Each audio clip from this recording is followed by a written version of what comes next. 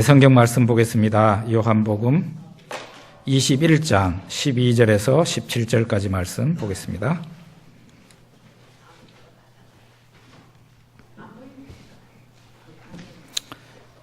요한복음 21장 12절에서 17절까지 21장 12절에서 17절까지 같이 읽겠습니다.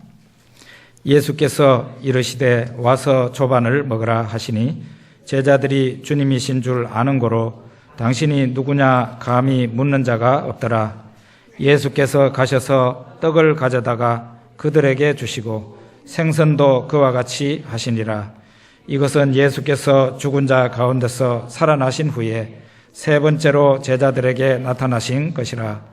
그들이 조반 먹은 후에 예수께서 시몬 베드로에게 이르시되 요한의 아들 시몬아 네가 이 사람들보다 나를 더 사랑하느냐 하시니 이르되 주님 그러하나이다. 내가 주님을 사랑하는 줄 주께서 아시나이다. 이르시되 내 어린 양을 먹이라 하시고 또 두 번째 이르시되 요한의 아들 시몬아 네가 나를 사랑하느냐 하시니 이르되 주님 그러하나이다.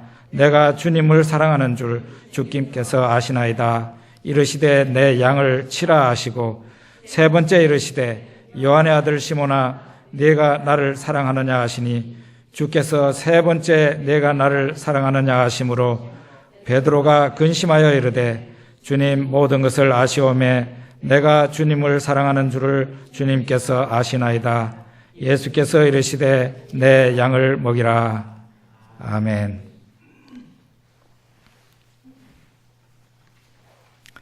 이 부활절 날 저는 예수님 가장 가까이 있었던 한 제자 베드로가 이 부활절을 어떻게 맞이하고 어떻게 고통스러운 가운데서 다시 재기할 수 있었는지 그 베드로라는 한 사람에 대해서 예수님 십자가와 부활을 중심으로 함께 여러분과 묵상하고 탐구하고자 합니다. 베드로라는 사람은 모범생이죠. 모범생이었습니다. 예수님의 가장 적극적인 제자였어요. 아마 제자들이 같이 앉아서 예수님 말씀을 들었다면 베드로는 뒤에 앉은 사람이 아니라 제일 앞에 앉았을 겁니다. 베드로 예수님에게 질문도 가장 많이 한 제자예요. 그래서 캠벨 모르간이라는 그 영국의 유명한 설교자는 베드로를 어부 철학자라 그랬어요. 궁금증이 없는 사람은, 학문적인 탐구에 관심이 없는 사람은 질문도 하지 않습니다. 그런데 베드로는 가장 제자들 가운데 가장 질문을 많이 한 사람이에요. 그만큼 진리에 대해서 갈급하고 예수님이 하신 말씀을 하나도 놓치지 않는 그런 사람이었단 말이에요. 그리고 예수님에게 가장 먼저 행동으로 보인 신자가 바로 베드로였어요. 그런데 예수님께서 요한복음 6장에 보면 예수님께서 자신을 하늘에서 내려온 생명떡이라고 말씀을 하시고 아주 예수 그리스도의 실체에 대해서 예수님이 자기 자신이 어떤 분인지를 아주 그냥 가감없이 전할 때 예수님의 제자들 가운데서도 많은 사람들이 예수님을 떠났다고 그랬어요. 예수님을 훌륭한 선지자로 알고 예수님을 따랐는데 예수님이 자신을 신격화, 그러니까 자신을 하나님으로 칭하니 거기에 대해서는 반감을 가질 수밖에 없었고 많은 사람들이 떠났다는 거예요. 나는 하늘에서 내려온 생명떡이라 하니까 많은 제자들이 떠났어요. 그래서 예수님이 제자들에게 물었습니다. 너희도 가려느냐? 너희도 가려느냐? 그때 베드로가 대답하죠. 시몬 베드로가 대답하되 주여 영생의 말씀이 주께 있사오니 우리가 누구에게로 가오리까? 여기에서 우리는 베드로의 충성심과 예수님의 그 추종자로서 확실한 모습을 우리가 볼 수 있어요. 그런 그 베드로도 사실은 예수님이 십자가에 달릴 때 어떻게 됐습니까? 예수님을 외면하고 떠나고 말았어요. 그 전날 저녁에 겟세마네 동산에서 예수님이 말씀하십니다. 여기에 있는 사람들이 너희들이 나를 다 버릴 것이다 라고 말을 합니다. 그때 베드로가 말을 합니다. 모두 주를 버릴지라도 나는 결코 버리지 않겠나이다. 모두 주를 버릴지라도 나는 결코 버리지 않겠습니다. 그럴 때 예수님께서 말씀하십니다. 내가 진실로 너에게 말한다. 오늘 밤 닭 울기 전에 네가 3번 나를 부인할 것이다. 베드로는 어떻게 되었습니까? 예수님이 붙잡혀서 대제사장이 보낸 그 무리들에게 붙잡혀서 대제사장의 집으로 끌려갔습니다. 그런데 그 대제사장의 집에 대제사장과는 그 가족과는 아는 사이인 예수님의 제자가 있는데 바로 사도 요한입니다. 그 사도 요한하고 제일 친한 사람이 누구죠? 베드로입니다. 베드로가 부탁을 했는지 어떻게 했는지 사도 요한이 얘기를 해서 예수님이 붙잡혀간 거기에 대제사장의 집에 마당에 한켠에서 불 피워놓고 사람들이 쪼그리고 앉아서 불 쬐고 있는데 베드로가 거기에 있게 됐다 이 말이에요. 그 집 여종 한 사람이 베드로를 주목하고 이 사람도 바로 저 예수 당이네요.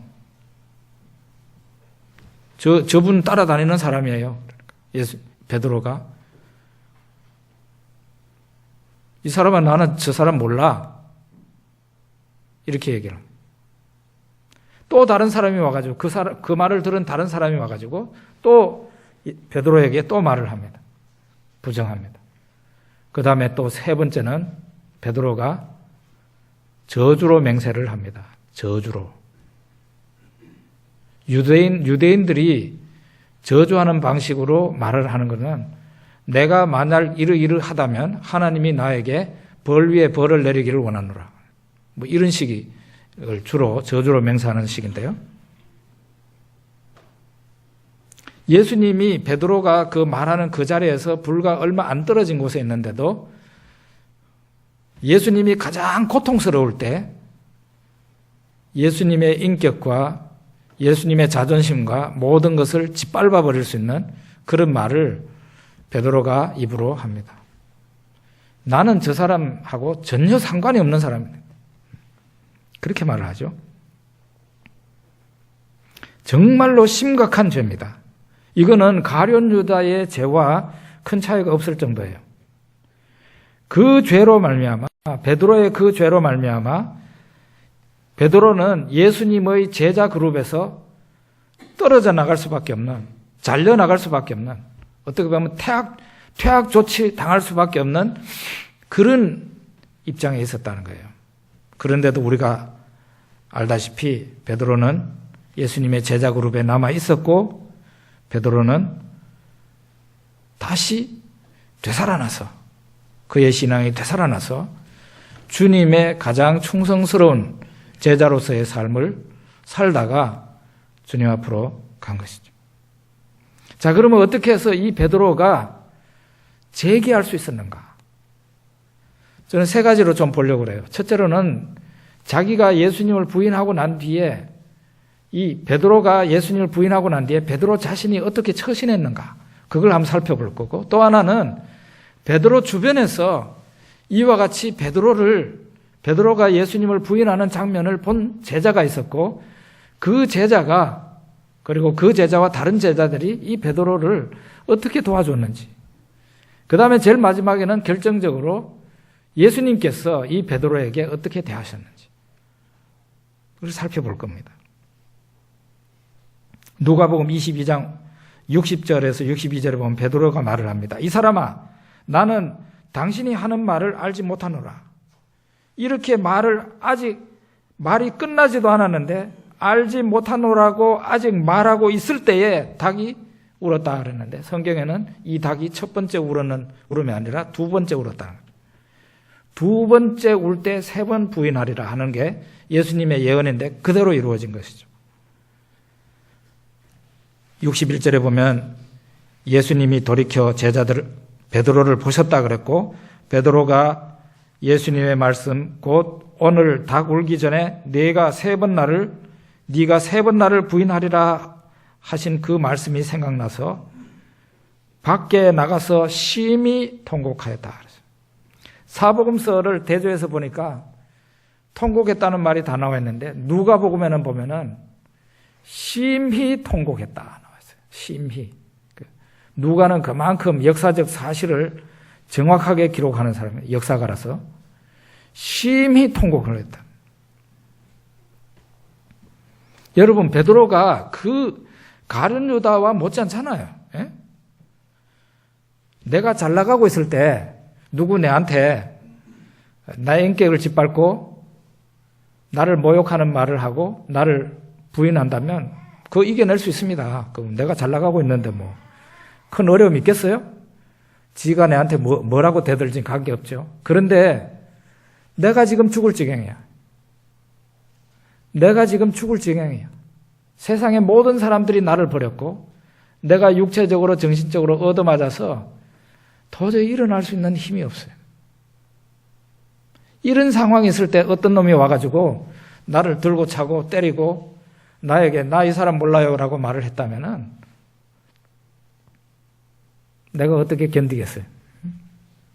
베드로가 바로 예수님이 그 입장에 있는데 베드로가 예수님을 모른다고 한 것이죠. 베드로는 이와 같이 중한 죄를 지었습니다. 그런데도 그 베드로가 다시 재기했습니다. 그 이유가 2가지 있는데 베드로 본인으로 볼 때 그래요. 첫째로는 깊은 회개예요. 깊은 회개. 심히 통곡했다 그랬어요. 예수님을 3번 부인하고 난 뒤에 예수님이 말씀하신 것, 네가 오늘 닭 2번 울 때에 3번 부인한다. 그 말씀이 주님이 베드로를 하신 말씀이 생각나서 밖에 나가서 심히 통곡했다 그랬어요. 깊은 회개입니다. 죄 지은 자가 다시 하나님 앞에서 인정받을 수 있는 유일한 길은 그 죄 지은 자가 하나님 앞에 회개하는 겁니다. 베드로처럼. 시간 지나간다고 일이 되는 게 아니에요. 그리고 나 죄를 안 지었어요 라고 발뺌을 해서 될 일이 아니에요. 오늘날도 교회 안에서나 교회 밖에서나 죄 짓는 자들이 많이 있는데 이 세상적으로 볼 때도 그렇고 하나님 앞에서도 그렇고요. 죄 지은 자는 자기 죄를 솔직하게 고백하는 게 제일 좋아요. 그러면은 사람들이 움직여요. 솔직하게 고백하면 뭐라고 그러는지 아십니까? 사람들이 나도 저럴 수 있어 라고 생각합니다.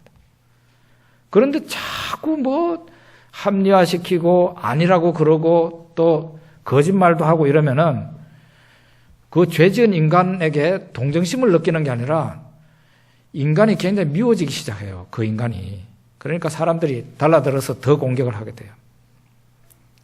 저는 우리나라 지금 현재 목사님들 가운데서도 아주 큰 교회 목사님들 몇 분이 되게 혼나고 있는 중이거든요. 지금도.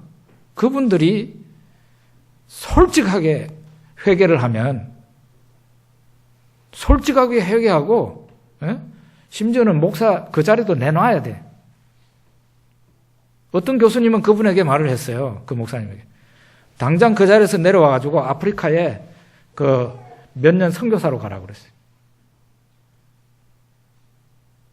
근데 그런 게 참 어려운가 봐요. 그렇게 하지 않아요.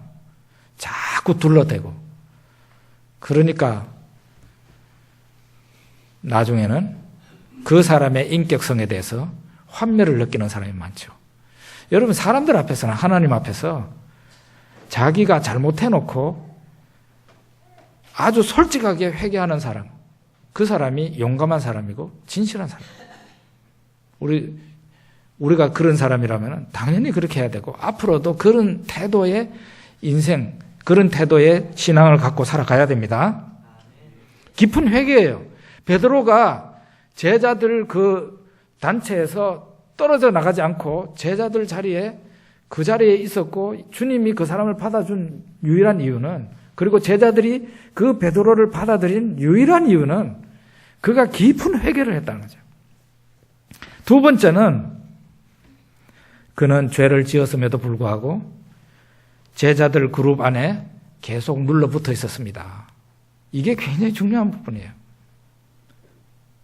어떤 사람은 죄를 짓고 난 뒤에요, 도망을 갑니다. 자기 있던 신앙의 자리에서 떠나버려요.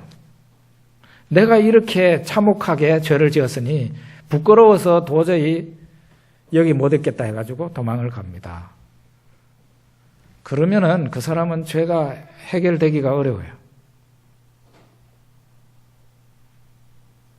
베드로가 만약에 죄를 짓고 내가 이런 끔찍한 죄를 지었으니 내가 예수님 앞에 그리고 다른 제자들 앞에 어떻게 얼굴을 들 수 있겠나. 나 이제 예수님 제자 사표 냅니다.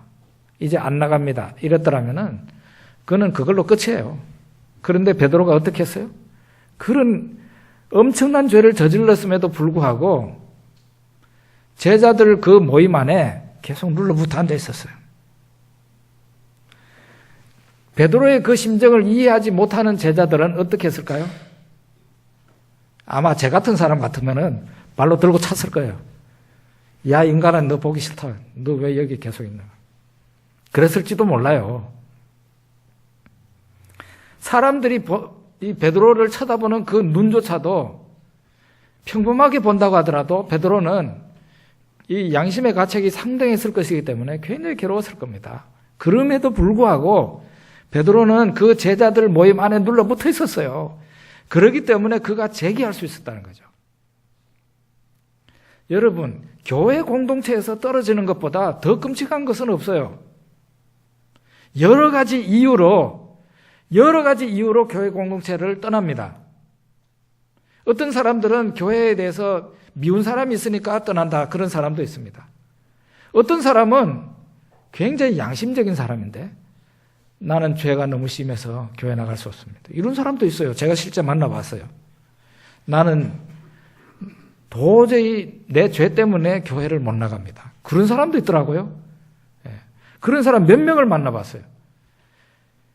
어떤 이유든지 간에 교회 공동체를 떠나면 그 사람은 결과적으로 생명으로부터 멀어지는 거고 하나님으로부터 멀어지는 거예요. 그래서 우리는 베드로를 보면서 이야, 베드로가 어떻게 그렇게 끔찍한 죄를, 그 부끄러운 죄를 지었는데 그래도 거기에 제자들 그 모임 속에 눌러붙어 있었는가. 얼마나 그 붙어있기 힘들었겠어요. 그렇지만 그가 떠나지 않고 그 자리에 붙어 있었다. 그것이 베드로가 하나님의 은혜를 다시금 받고 예수님이 베드로를 다시 끌어안을 수 있는 모습이었어요. 그래서 베드로가 나중에 회복할 수 있었죠. 두 번째는 베드로가 그 부끄러운 죄, 그 고통스러운 죄를 지었음에도 불구하고 회복할 수 있었던 게 베드로 본인의 그 태도가 있었고, 또 하나는 베드로 옆에서 도와준 사람이 있었는데 바로 그것은, 그 사람은 사도 요한입니다. 사도 요한은 베드로, 안드레, 여기는 형제고 요한과 야고보가 형제간입니다. 근데 이 사람들이 갈릴리 해변에 베세다, 오병이어의 기적이 일어났던 그 베세다 사람들이에요. 같은 동네 사람들이에요. 근데 이 요한은 예수님의 제자들 가운데 가장 나이가 어린 사람이었거든요. 가장 나이가 어린 사람. 그러니까 10대 후반이거나 20대 초반이거나 하는 그런 사람이고, 베드로는 아마도 나이가 잘 나와 있지는 않지만 30대 초반 정도, 예수님 나이 정도로 볼 수도 있어요. 그러면 약 10살 정도 차이가 난다고 볼 수도 있어요.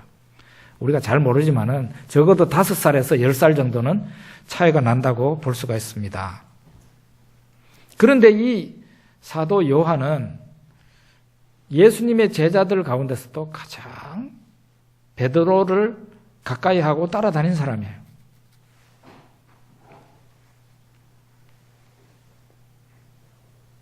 항상 이 요한은 베드로를 따라다녔어요. 여러분 여기 예수님이 붙잡혀 갈 때도 보십시오. 베드로하고 야고보, 요한이 짝이 되어 있잖아요. 요한이 대제사장의 집에 종한테 말을 해가지고 베드로가 그 예수님 붙잡혀서 신문당하고 있는 그 대제사장의 집에 뜰에 들어올 수 있게 해줍니다. 둘이가 있었어요, 거기에. 그러니까 요한과 베드로가 있었기 때문에 예수님이 거기에서 뺨 맞고 침뱉음을 당하고 고통당한 것을 우리가 알 수가 있는 거예요. 두 사람 없었으면 어떻게 할 거예요? 그 사람들의 증언이 있기 때문에 예수님이 고통받은 그 현장을 알 수 있는 겁니다. 거기다가 이 베드로와 요한은 예수님 승천하고 난 후에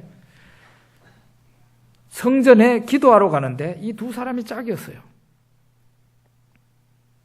제9시 기도 시간에 성전에 기도하러 가다가 성전 미문에 앉아서 구걸하는 날 때부터 장애인이었던 한 사람을 나사렛 예수의 이름으로 명하노니 일어나 걸어라 해가지고 그 병인이 완치가 되어서 일어나서 걷기도 하고 뛰기도 하는 그런 기적이 일어났습니다.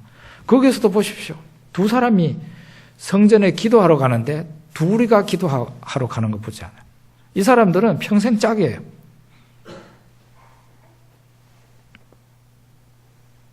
베드로가 대제사장의 집에 요한의 도움을 받아서 들어갔습니다. 그런데 베드로가 불을 쬐면서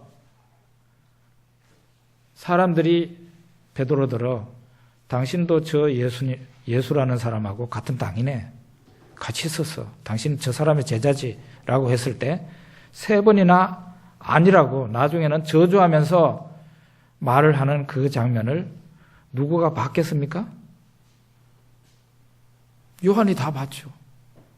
요한이 다 봤죠. 유일한 목격자예요. 유일한 목격자. 요한이 얼마나 실망을 했을까요?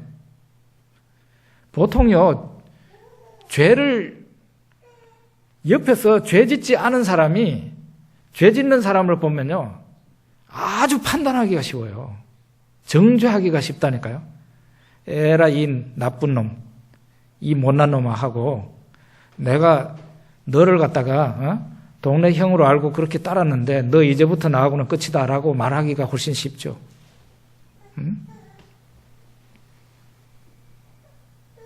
베드로의 그 부인은 예수님에게도 충격이지만 베드로 본인에게도 충격이었을 것이고 그것을 바라보는 사도 요한에게 큰 충격이 되었다는 거죠. 그런데 베드로가 예수님을 부인하고 난 뒤에 예수님 말씀이 생각나서 밖으로 뛰쳐나가더니 거기에서 막 그냥 대성통곡하면서 막 우는 것을 누가 또 봤겠어요? 사도 요한이 봤겠죠. 그 장면을 본 거죠. 유일하게 목격한 사람이 바로 사도 요한입니다. 요한은 어떤 역할을 했습니까? 당연히 베드로가 다시 일어설 수 있도록 도와줬어요. 우리가 성경을 읽어보면 참 진짜 재미나는 부분을 발견하는데요. 마가복음이나 마태복음이나 그 다음에 요한복음이나 이런 데서 보면은 요한복음이 저자가 요한이 저자잖아요. 그런데 자기 자신에 대해서는 되도록이면 감추어요. 우리는 세상적으로 보면 우리는 우리 자신의 이야기를 많이 쓸 것 같은데 성경 저자들은 그렇지 않아요. 저자들 본인에 대해서는 감춰요. 이 요한은 자기가 베드로를 위해서 한 일에 대해서 숨기고 있다는 거예요. 그런데 우리는 충분히 예측이 가능한 거죠. 그 요한이 무슨 일을 했겠습니까? 유일하게 목격했어요. 요한은 베드로의 죄를 아무 일 없는 것처럼, 어떤 일도 일어나지 않은 것처럼 감출 수가 있었지만 감추지 않았어요. 베드로의 죄를 감추지는 않았어요. 그러나 베드로가 회개할 때 다시 그 베드로가 일어설 수 있도록 도와준 사람입니다. 요한이 만약에 베드로를 정죄했다면 그 요한 한 사람의 정죄만으로도 베드로는 더 이상 제기할 수 없어요. 내가 봤는데요, 이 형이 그런 말 했어요. 그러면은 끝나는 거예요. 제자들 그 모임에서. 그렇잖아요. 우리가 어떻게 이런 사람을 갖다가 우리 안에 놔둘 수 있겠습니까? 제명이지요. 그래서면 제명이 당연히 되지요. 그 유일한 목격자인데. 예? 그런데 요한은 그렇게 하지 않습니다. 베드로가 심적으로는 죄자들 모임 안에 들어올 수 있다는 그런 마음이 없을 때에도 아마 베드로를 잡아 끌었을 거예요.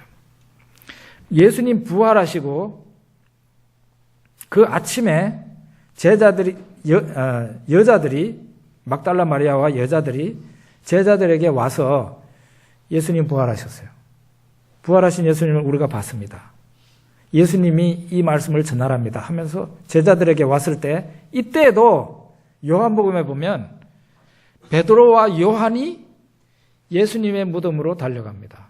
이때에도 두 사람. 철저히 두 사람이에요.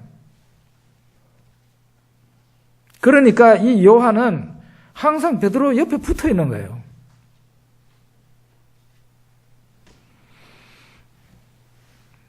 요한은 베드로가 죄를 짓고 그 중죄를 짓고 슬퍼하고 눈물 흘리고 그렇게 할 때 옆에서 덩어리를 어루만져주고 그를 손잡아주고 용기를 내서 제자들 안에 붙어 있을 수 있도록 도와주고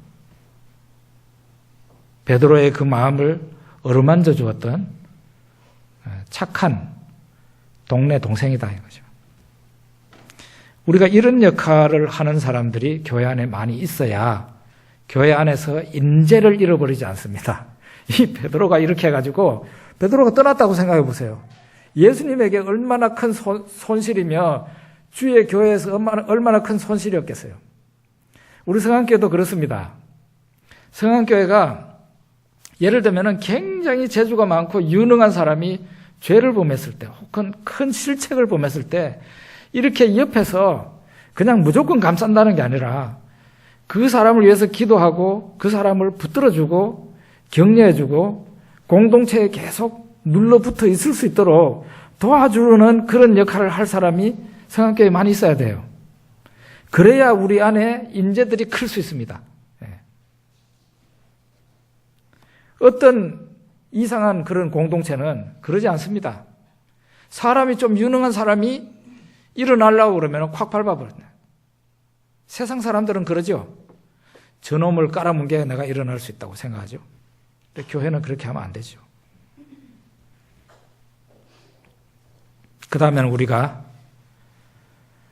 예수님의 받아주심을 생각할 수 있습니다.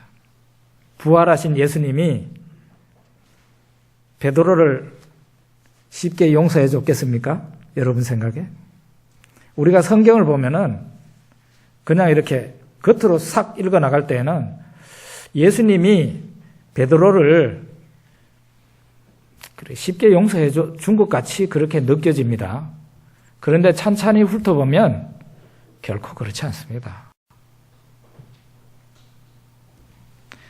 우선 우리가 베드로의 그 중심으로 한번 생각을 해보자. 예수님이 부활하셨어요. 부활하신 날 아침에 예수님이 부활하신 예수님이 누구에게 먼저 나타났어요? 막달라 마리아와 여제자들에게 먼저 나타났어요. 그리고 예수님이 그 여자들에게 형제들한테 가서 얘기해라 그랬어요. 베드로와 형제들한테 가서 얘기하라 그랬어요. 여자들이 와서 제자들이 모인 가운데 와서 우리가 부활하신 예수님이 우리에게 나타나셨다 하고 이 소식 전하래요 하고 얘기했을 때 그것을 듣는 제자들은 남자들인데 어떻겠습니까? 고대 사회의 그 인식으로 보면 상당히 자존심 꿀리는 얘기예요. 주님도 제자들을 12명을 남자들 중심으로 꾸렸잖아요. 그 여제자가 없잖아요. 고대가 그만큼 남성 중심의 사회라는 거예요. 그런 사회에 부활하신 예수님이 여자들에게 나타나신 거예요. 이거는 굉장히 충격적인 일이에요. 예수님의 제자들에게는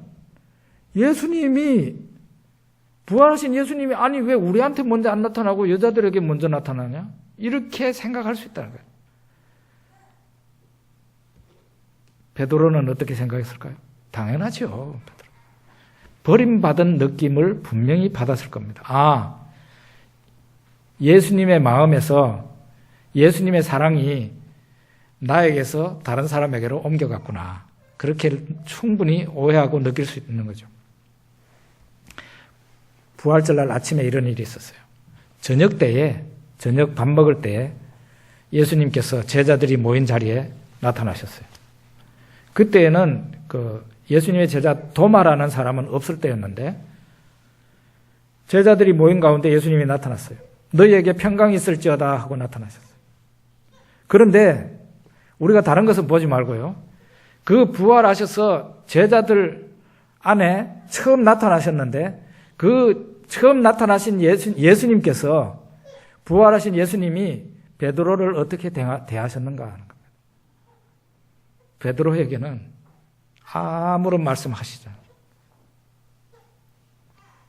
아무런 말씀 안 하셨어요. 그 제자들이 이렇게 앉아서 10명 정도가 이렇게 앉아서 있는데 11명이 앉아서 있는데 예수님이 나타나서 사람도 얼마 안 되죠. 그럼 도마가 지금 없으니까 10명이잖아요.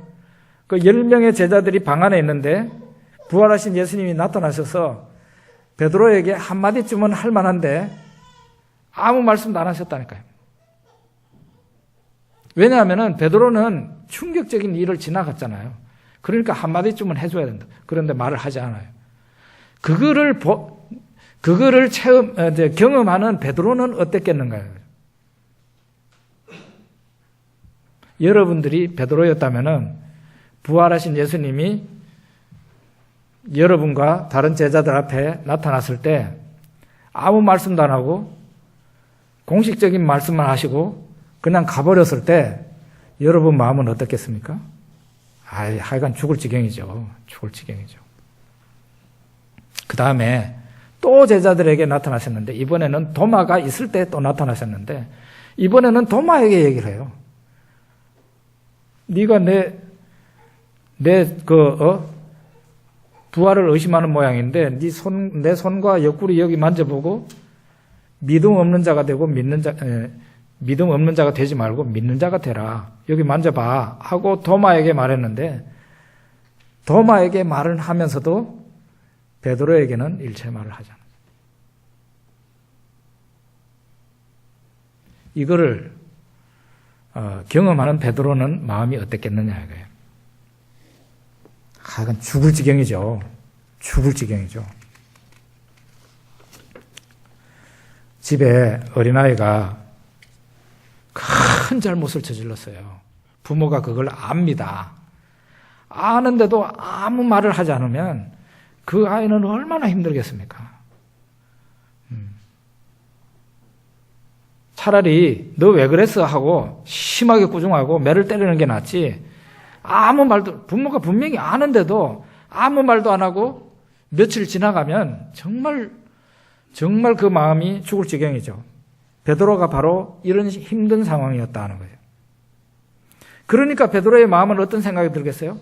내가 이제 주님을 실망시키고 주님께 충성은커녕 큰 죄를 지었으니 내가 이제 어떻게 할까? 보니까 주님께서도 나를 이제는 1등 제자로 여기지 않고 나한테 쌀쌀맞게 구시는데 내가 이제 주님한테 어떻게 해야 될까? 내가 차라리 제자들 그룹에서 빠져나와서 조용히 사라지는 게 낫지 않을까? 그런 생각도 했던 것 같아요. 그러니까 나는 물고기 잡으러 가노라 그랬죠. 나는 물고기 잡으러 간다. 그러니까 제자들이 나도 갈래 해가지고 베드로와 같이 물고기 잡으러 나간 겁니다. 베드로는 부활하신 예수님이 부활을 의심했겠어요? 택도 없는 얘기죠. 예수님이 부활하셨기 때문에 베드로가 지금 현재 굉장히 입장이 난처한 상황인 거예요. 부활하셨기 때문에. 예수님이 십자가에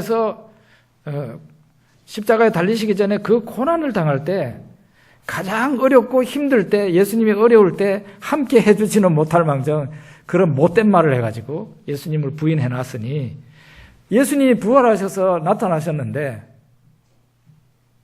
예수님 앞에 어떻게 서겠어요? 거기에다가 예수님의 그 속마음과는 관계없이 베드로가 느끼는 그 예수님의 태도는 베드로 너 나 부인했지?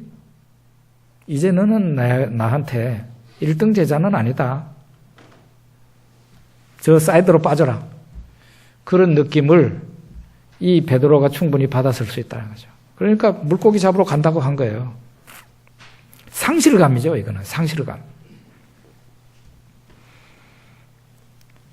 그날 제자들도 같이 따라 나섰는데 이상하게도 한 마리도 못 잡았습니다. 밤새도록 물고기 잡았는데 못 잡았어요.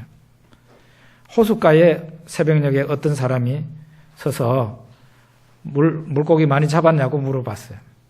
한 마리도 못 잡았다고 그러니까 그물을 배 오른편에 던지지 하고 말을 합니다.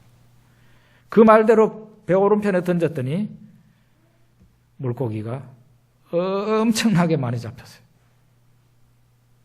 153마리나 잡혔다 그랬어요. 하도 많이 잡혀서 제자들이 이거를 역사적인 기록이다 해가지고 이걸 헤아려 본 것 같아요. 안 그러면 왜 그걸 헤아려 봤겠어요? 153마리나 잡혔다. 누군가 주님이다 하고 소리치니까 베드로가 그 말을 듣자마자 반사적으로 겉옷만 탁 입고는 물에 뛰어들었다 그랬어요. 뛰어들어서 주님께로 갔다 그랬습니다.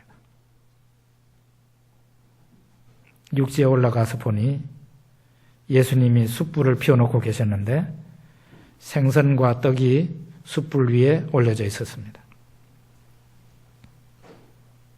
예수님은 제자들에게 지금 잡은 고기를 가지고 오라 그랬습니다. 그리고 그 불 위에 더 올려서 충분하게 배부르게 아침을 먹었습니다. 이때는 예수님께서 서빙을 하시는 거예요.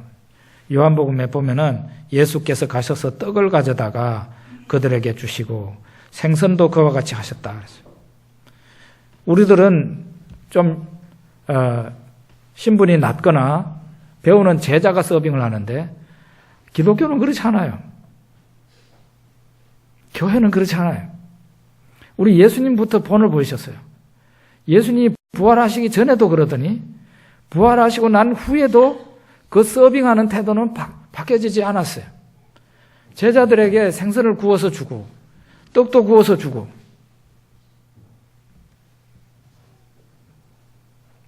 조반을 먹은 후에 드디어 베드로에게 입을 떼십니다. 그동안 계속 아무 말도 안 하시던 주님께서 베드로가 느끼기에는 충분히 아이고 이제는 내가 예수님에게서 떨어져 나갈 수밖에 없네라고 생각할 그런 상황이었는데 예수님께서 시몬 베드로에게 말합니다. 요한의 아들 시몬아, 네가 이 사람들보다 나를 더 사랑하느냐? 요한의 아들 시몬아, 네가 나를 사랑하느냐? 요한의 아들 시몬아, 네가 나를 사랑하느냐? 이 말을 3번이나 kop어서 물었어요.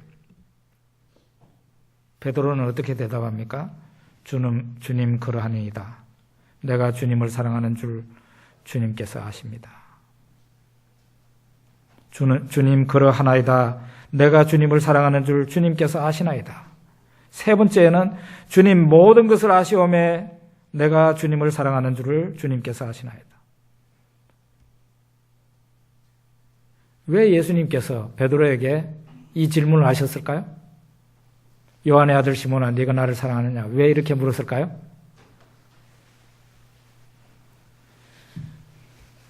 예수님은 이미 베드로의 그 마음을 알고 계시는 거예요. 그렇지만은 베드로의 마음에는요, 예수님을 사랑하는 마음이 충만해요, 이미. 충만한데 말을 못해요. 왜냐하면 지가 그렇게 중죄를 지었으니 뭘 사랑한다고 해? 택도 없는 얘기죠. 무슨 죄인이 선생님이 가장 고통스러울 때 짓밟아 놓은 죄인이 사랑한다고 하면 뭐 어울리겠어요? 그러니까 말도 못하고 그냥 가만히 있는데 그 마음을 끄집어낸 거죠. 예수님이 이미 아시고, 이거는 베드로에게 사실은 물어볼 필요도 없는 말을 예수님께서 물으신 거예요. 그러니까 베드로가 예수님을 사랑하는 마음을 그대로 고백을 하죠. 이것은 예수님께서 베드로를 치료하신 거예요. 베드로가 이 예수님의 세 번의 물음과 세 번의 대답을 통해서 베드로의 죄도 씻음 받았을 뿐만 아니라 베드로가 자기가 예수님이 가장 힘들고 고통스러울 때 예수님을 부정했다는 그 죄책감, 거기에서, 그러니까 이 베드로에게는 어마어마한 상처가 있는 거예요. 지가 죄를 지었으면서 지가 상처가 생기는 거죠. 이게 치료가 된 겁니다. 이 세 번의 말을 통해서. 그 다음에 또 하나는 예수님이 베드로를 치료하신 것 있고, 또 하나는요, 예수님께서 베드로를 다시금 예수님의 제자들 가운데서 우뚝 설 수 있도록 그 위치를 회복시켜 주신 거예요. 예수님께서는 이와 같은 일을 많이 하세요. 사회에서 도태되고, 사회에서 짓눌리고, 소외되고, 그 어떤 힘도 쓸 수 없는 사람들, 특히 장애자들, 병든 자들, 그것도 병이 걸려도 아주 오랫동안 힘도 못 쓰고 사는 사람들, 문둥병자들, 이런 사람들을 예수님께서 치료하셨어요. 치료하신 것은 그 사람들의 병을 낫게 해주셨다는 그런 1차적인 축복도 있지만, 또 하나는요, 그들을 당당하게 사람들 가운데 사회에서 일원으로 역할을 할 수 있도록 우리 예수님께서 세워주셨다는 의미가 있어요. 사람 노릇 못하고 있는 사람을 갖다가 사람 노릇 당당히 할 수 있는 사람으로 세워주셨다는 거죠. 예? 베드로가 바로 이런 상황이에요. 예수님의 세 번의 질문과 베드로가 나는 주님을 사랑합니다 하는 세 번의 그 말은 베드로를 치유하신 것이고, 두 번째로는 베드로를 제자들 공동체에서 당당한 일원으로, 그 옛날의 그 모습의 베드로로 다시 권위를, 그 자리를 회복시켜 주신 거죠.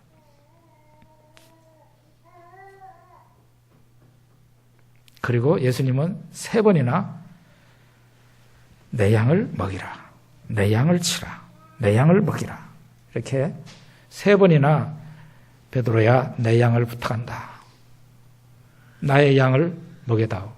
예수님께서 베드로에게 이런 말씀, 사명을 주신 거죠. 사명.